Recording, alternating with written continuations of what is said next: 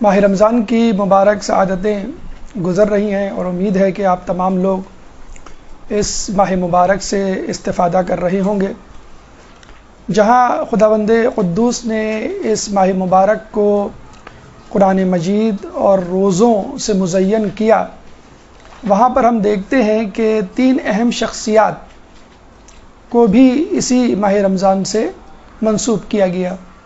یعنی ہم 10 ماہ رمضان کو بی بی خدیجہ سلام اللہ علیہ کی شہادت مناتے ہیں، اس کے بعد 15 ماہ رمضان کو دوسرے امام حسن مجتبیٰ علیہ السلام کی ولادت، اور آخری عشرے میں 21 ماہ رمضان کو امیر المومنین کی شہادت۔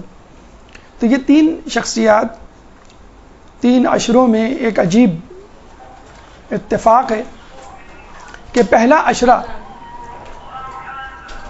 رحمت کا عشرہ ہوا کرتا ہے، چنانچہ غالباً اللہ تعالیٰ کو یہ مقصود تھا کہ بی بی خدیجہ کی شہادت کو اس عشرے میں رکھ کے بتانا، یہ مقصود تھا کہ آپ کی شخصیت اسلام کے لیے رحمت تھی، کہ جس نے ساری دولت اسلام کی ترویج اور تبلیغ کے لیے جھونک دی۔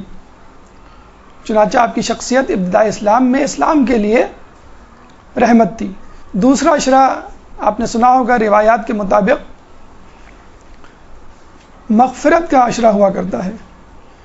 تو یہ کیسے ممکن ہے کہ کوئی شخص سید الشباب اہل جنہ حسن حسین کی شفاعت کے بغیر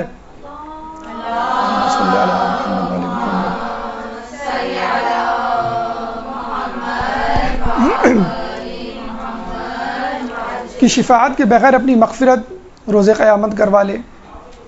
پھر ہم دیکھتے ہیں کہ آخری عشرہ جہنم سے آزادی کا عشرہ ہے۔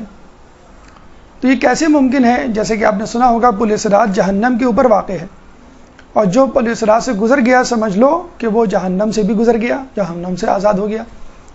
تو روایتوں میں ملتا ہے کہ پل صراط پہ چڑھنے سے پہلے مولا اپنے چاہنے والوں کو آزادی کا پروانہ دیں گے کہ جس کو ہاتھ میں رکھ کر وہ پل صراط سے اس طرح گزر جائے گا جیسے بجلی کی کوند، اس طرح بجلی چمکتی ہے لمحے بھر کے لیے۔ تو آپ نے دیکھا کہ پہلا عشرہ رحمت کا بی بی سیدہ کی ذات میں شکل میں ہمارے سامنے موجود، دوسرا عشرہ مغفرت کا